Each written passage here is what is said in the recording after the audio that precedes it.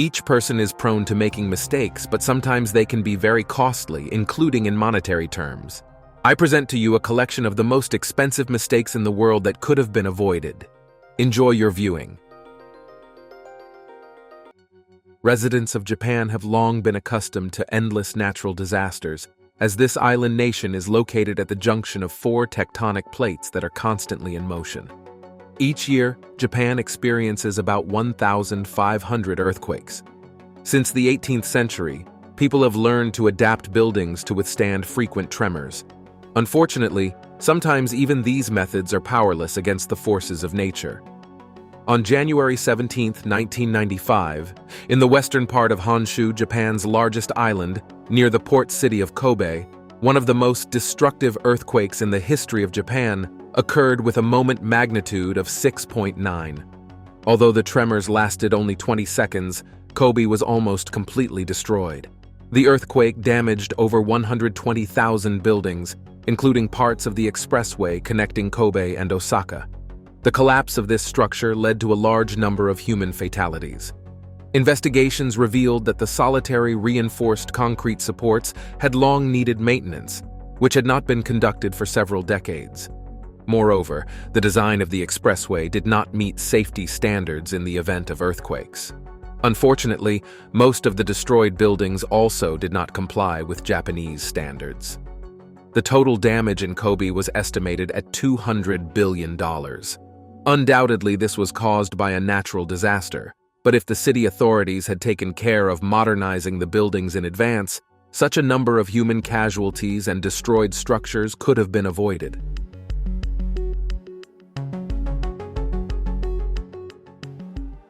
On April 20, 2010, a true man-made disaster occurred near the coast of Louisiana in the Gulf of Mexico. At 10 p.m. local time, an explosion occurred on the Deepwater Horizon oil platform, which was drilling on behalf of British Petroleum. The incident resulted in the deaths of 11 people and injured 17 workers. The subsequent oil spill became the largest in U.S. history. An average of 60,000 barrels of oil per day leaked into the Gulf of Mexico from the damaged well pipes. Over 152 days until the leak was contained, 5 million barrels of oil spilled into the environment. The oil slick covered an area of 75,000 square kilometers, or 5% of the total area of the Gulf. Of course, the efforts to mitigate the consequences of this technological disaster took a very long time. It was necessary to stop the leak in the damaged well pipes located at a depth of about 1.5 kilometers. The first attempt to contain the spill took place 5 days after the disaster, but was unsuccessful.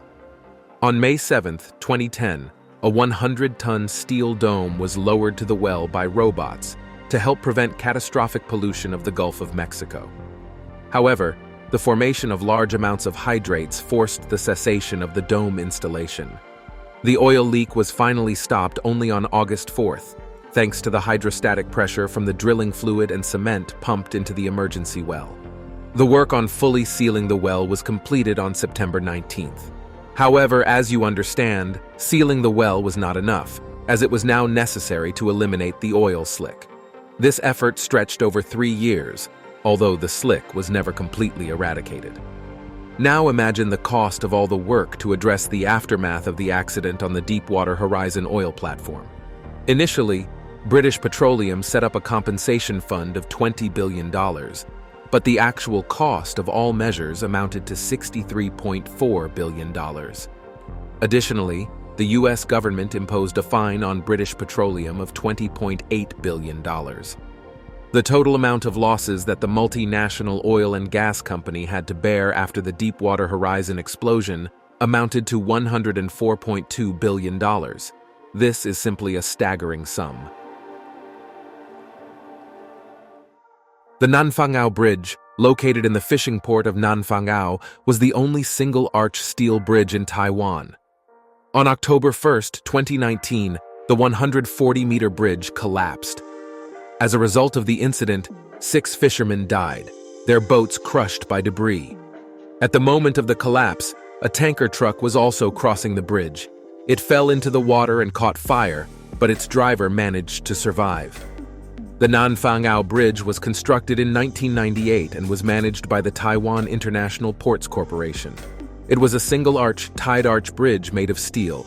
It had a total length of 140 meters, a width of 15 meters, and a height of 18 meters, allowing for the passage of vessels. It was expected to last for 50 years. From the time it was built until its collapse, the bridge had only been inspected once, in 2017. At that time, it was discovered that its expansion joints had deformed and sagged. Approximately 10 million New Zealand dollars were spent on repairing and reinforcing them, but the tragedy could not be avoided. The Taiwan Transportation Safety Board investigated this incident. According to a report published in 2020, high humidity and salt exposure led to water accumulation in the bridge's anchoring system, which in turn caused corrosion of the metal cables. The cross-section of the cables was nearly 80% damaged, and if technical inspections had been conducted regularly, the bridge collapse, which resulted in fatalities, could have been avoided. As a result of these findings, the Yilan County Prosecutor's Office charged 6 people involved in the bridge's construction with negligence. Since Nanfangao was the only arch bridge, the authorities in Taiwan decided to build a new bridge, the cost of which is estimated at 848.5 million New Zealand dollars. The story of this bridge's collapse once again proves that negligence can lead to human casualties and additional financial costs. Bitcoin cryptocurrency was first released on January 3, 2009, by an individual or a group of people under the pseudonym Satoshi Nakamoto. Today, the value of one Bitcoin exceeds $62,000, but in the beginning, $1 could buy 1309 Bitcoins.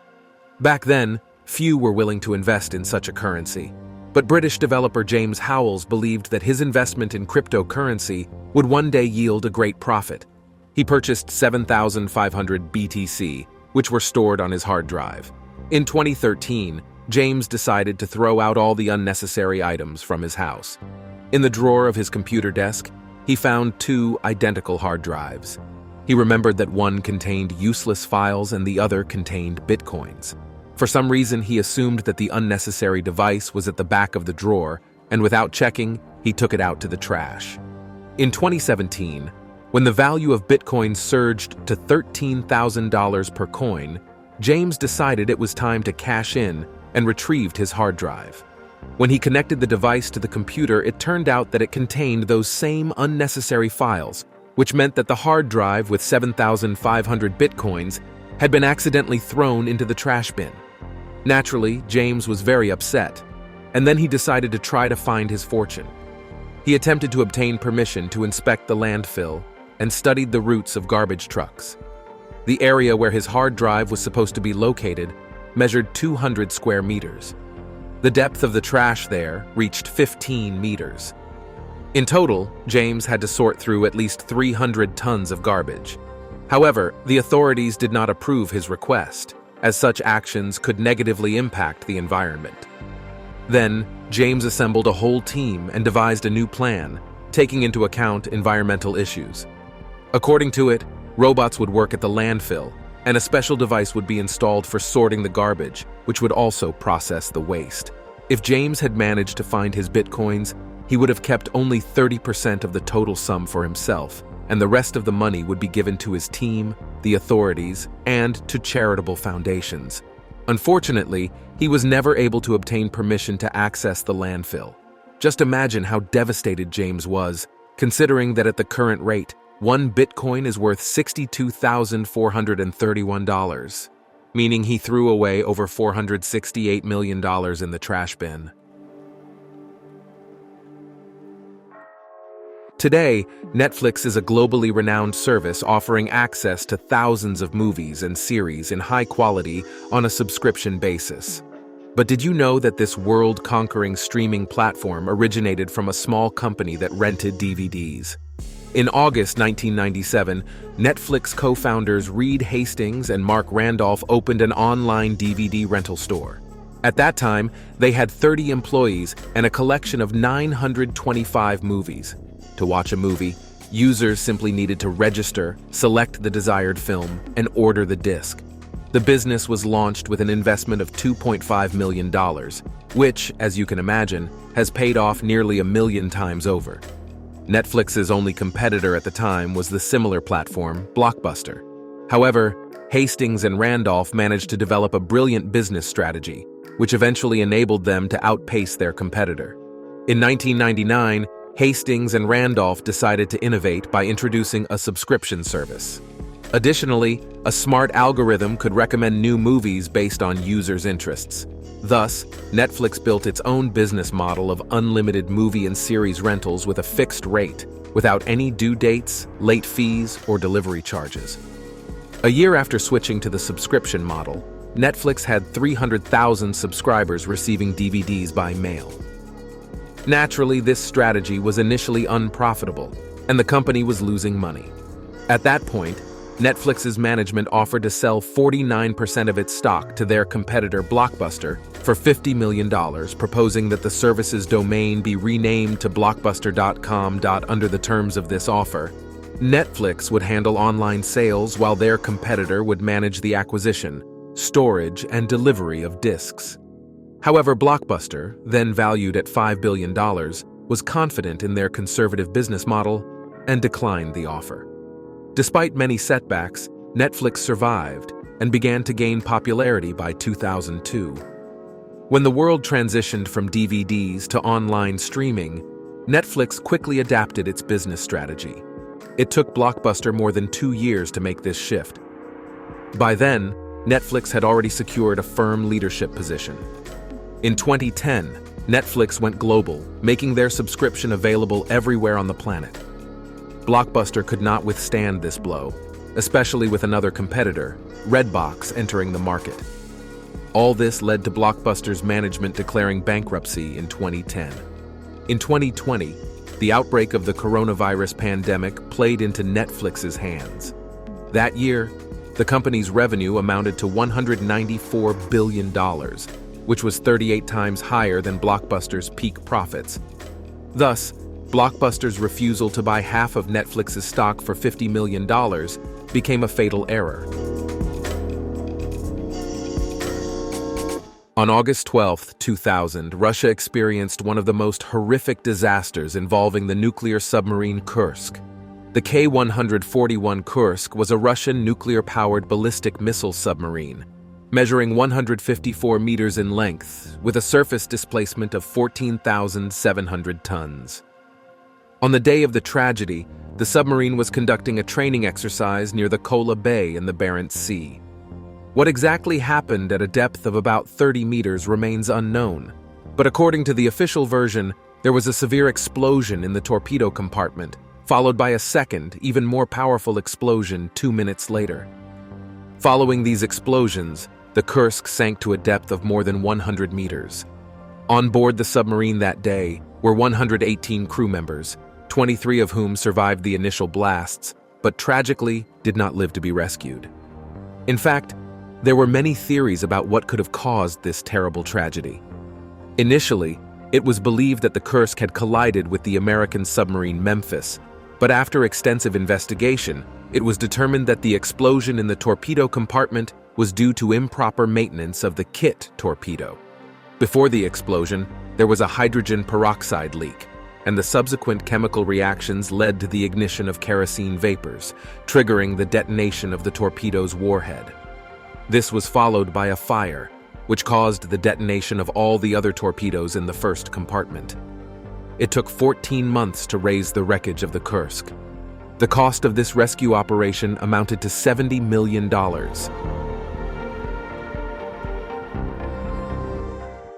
In the fall of 2003, an amateur hunter named Sergio Martinez got lost in the forests of California.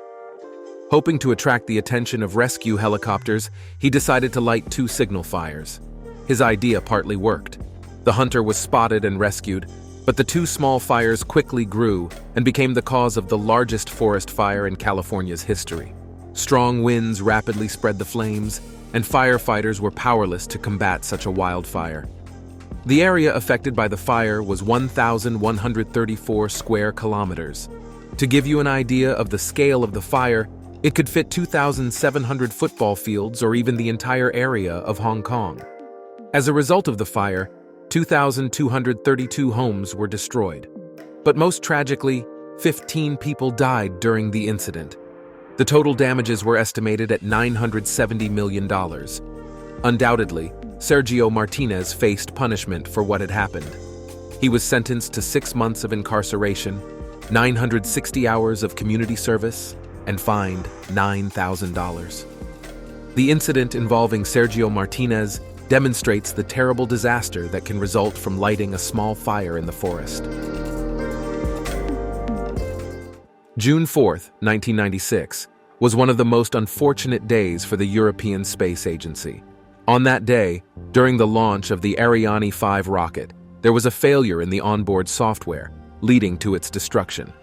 Ariane 5 was the latest modern rocket, developed to replace the outdated Ariane 4.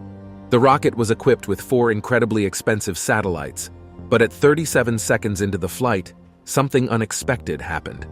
At an altitude of about 3.5 kilometers, the rocket abruptly changed its trajectory, began to disintegrate into pieces, and exploded after 3 seconds. Thus, the pride of the European Space Consortium turned into thousands of tiny fragments. The next day, an investigation was initiated to determine what had happened. It revealed that the cause of the rocket's self-destruction was an error in the software code. Ariane 5 had inherited a software module from its predecessor, Ariane 4. After launch, this module attempted to calculate a value based on the rocket's horizontal speed, but this value was much higher than that of Ariane 4, causing the error. The error in the software module occurred during the conversion of a 64-bit floating point number to a 16-bit signed integer, resulting in an arithmetic overflow of the variable. With the real trajectories and speeds not matching those set in the software module, the rocket received excessive aerodynamic load, triggering the self-destruct function. Experts from the investigation commission quickly found the error in the software module. The faulty code consisted of only 3 lines, but that was enough to completely destroy the rocket. This unsuccessful launch became one of the most costly computer errors in history. The estimates of material losses range from $360 to $500 million.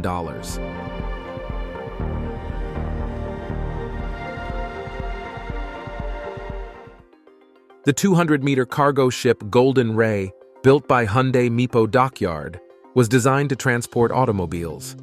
In 2019, Golden Ray set off on its last voyage. From several ports, 4,300 new cars of various brands were loaded on board. The loaded ship was supposed to deliver most of them to Baltimore in Maryland, and then head to the Middle East with the remaining vehicles. On the night of September 8, 2019, Golden Ray departed from the port of Brunswick, Georgia, headed for the port of Baltimore. Just 23 minutes later, the freighter began to list and eventually capsized. An investigation into the incident was initiated. Initially, it was assumed that the ship overturned due to unevenly distributed cargo. However, the leaders of Hyundai Mipo Dockyard insisted that a fire had occurred on board. After some time, details of the incident were clarified, which helped establish the cause. It turned out that in the port of Brunswick, 285 Hyundai Accent and Kia Forte sedans were removed from the Golden Ray. In their place, 316 large Kia Telluride SUVs were loaded. Preliminary vehicle loading documents showed that Golden Ray headed to the port of Baltimore with 4,300 vehicles, most of which were SUVs, pickups, and crossovers. During the legal investigation, it was discovered that the freighter had taken on 1,000 tons more cargo than permissible. Additionally, when the ship began to list, the sailors jettisoned about 1,500 metric tons of water ballast. But this did not save the situation. Experts believe that the capsizing of the freighter could have been avoided if the Kia Tellurides had been placed not on the upper decks, but on the lower tier. This mistake led to an insurance payout of $400 million.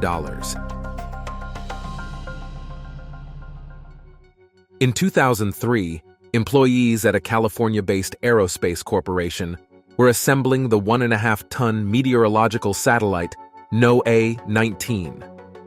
Initially, everything was proceeding as planned, and the satellite was nearly ready for an upcoming launch, but then something unexpected happened. During the procedure to move the assembly platform along with the satellite into a horizontal position, NOAA-19 suddenly fell and shattered into pieces. Following this incident, a task force arrived at the plant to assess the damage and determine the cause of the accident.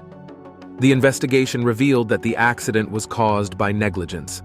A turntable cart was used to transport the satellite. It turned out that one of the engineers had removed 24 bolts from this cart and forgot to report it. The technicians who were securing the satellite should have noticed the missing fasteners, but they missed this detail. Hence, NOAA-19 was poorly secured and, of course, fell from the platform as soon as the angle was changed. After this fall, the satellite sustained serious damage, but fortunately, it was repairable.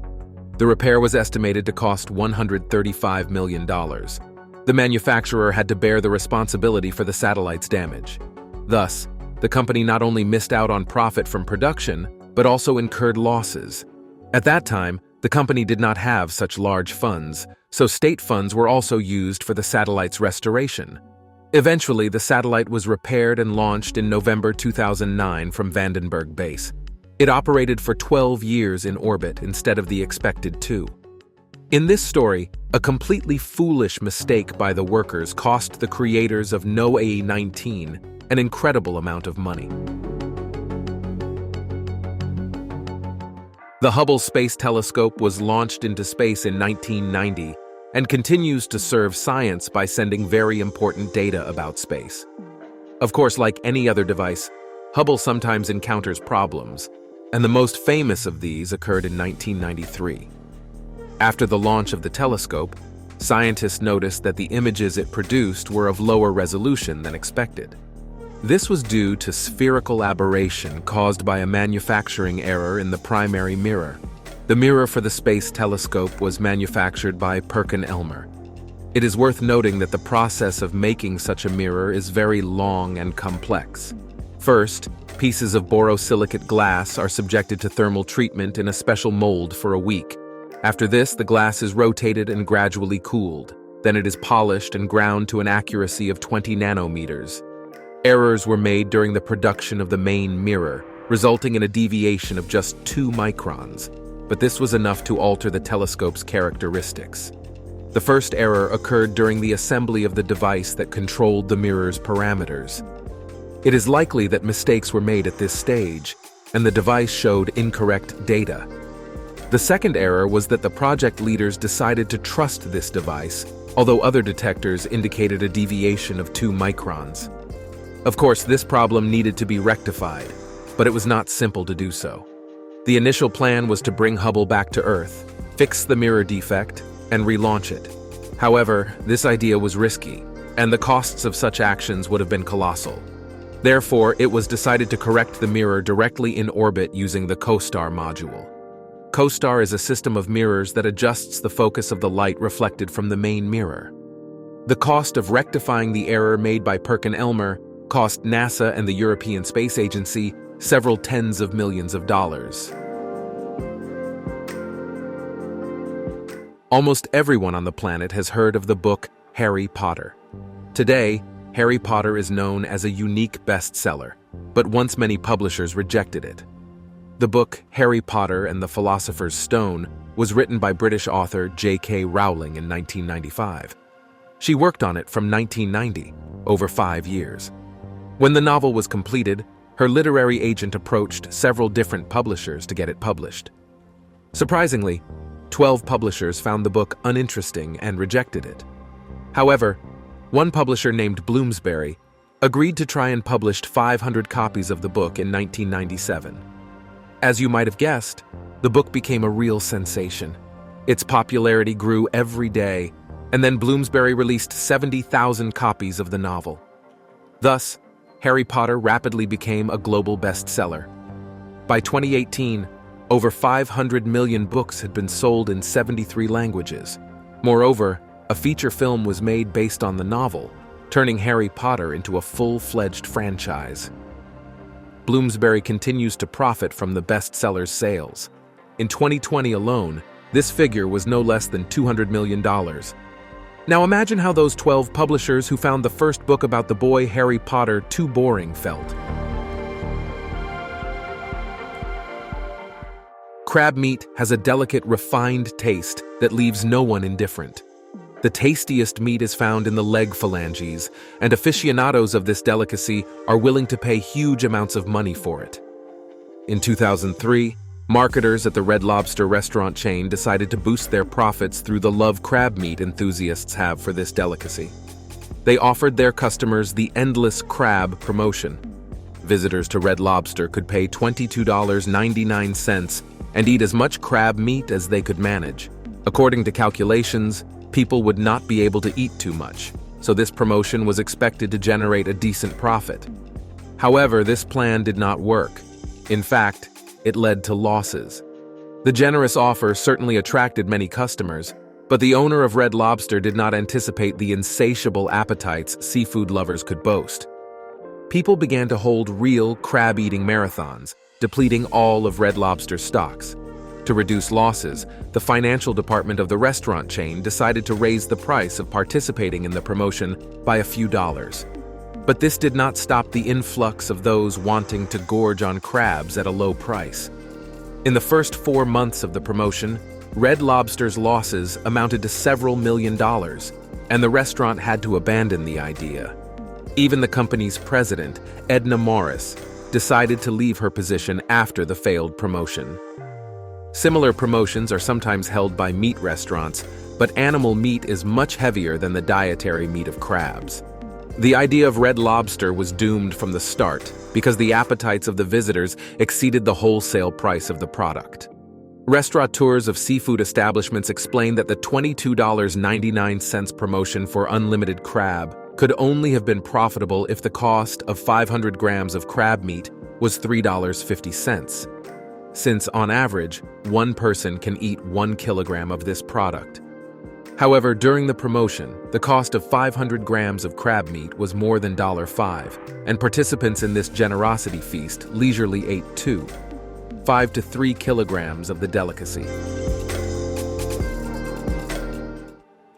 On February 23, 2008, crew members of the U.S. Air Force B-2A Spirit strategic bomber were scheduled for a routine flight from Andersen Air Base in Guam to Kansas City as part of a squadron of 4 bombers. Shortly after takeoff, the aircraft began to behave erratically, tilting to one side and then crashing near the runway. Both pilots managed to eject and survived. The pilots themselves were initially unsure what had gone wrong. The cause of the crash was only determined after an investigation was conducted. The expert commission established that the crash of the bomber was due to the incorrect operation of air pressure sensors, which gave false readings. In the days leading up to the crash, heavy rains had occurred on the island of Guam. Rainwater had accumulated in the sensors, leading to the malfunction. The accuracy of these sensor readings is crucial for controlling the aircraft, as they are used to calculate many factors, including airspeed and altitude. When the pilots commenced takeoff, their displays showed normal airspeed values, but in reality, they were too low. Unaware of this, the pilots attempted to take off at 246 kilometers per hour instead of the required 267 kilometers per hour. When the bomber's wheels lifted off the ground, the automatic flight system noticed the erroneous data and calculated that the aircraft was in a steep dive. To assist the pilots, the system initiated a sharp climb, raising the nose of the aircraft by 30 degrees. The pilots tried to regain control of the bomber, but when the left wing scraped the runway, their only option was to eject. This accident is considered one of the most expensive in aviation history, with damages totaling $1.4 billion. And that's all from me. If you like this video, don't forget to rate it, subscribe to the channel, and click the bell. Your engagement is the best reward for me. Thank you for watching. See you soon. Goodbye.